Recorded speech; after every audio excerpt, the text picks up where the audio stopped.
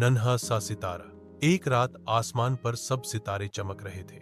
सब बड़े सितारे एक दूसरे से बातें कर रहे थे, हंस रहे थे और झिलमिला रहे थे।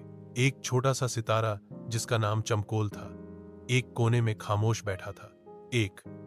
वह थोड़ा उदास था क्योंकि वह समझता था कि वह बाकी सितारों की तरह चमकदार नहीं है। एक दिन चमकोल ने चांद से पूछा, चांद भाई, मैं बाकी सितारों की तरह रोशन क्यों नहीं हूं? चांद ने मुस्कुराकर कहा, हर सितारे की अपनी रोशनी होती है चमकोल, तुम्हें बस वह वक्त तलाश करना है जब तुम्हारी रोशनी सबसे ज्यादा चमकेगी। चमकोल ने यह बात दिल में बिठा ली और हर रात अपनी पूरी कोशिश करता कि थोड़ा सा ज्यादा चमके।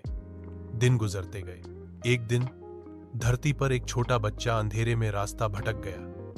आसमान पर बादल थे, बड़े सितारे छिप गए थे, चांद भी नजर नहीं आ रहा था। लेकिन चमकोल ने हिम्मत की और अपनी सारी रोशनी से चमकने लगा। बच्चे ने आसमान की तरफ देखा और चमकोल की रोशनी से रास्ता पहचान लिया।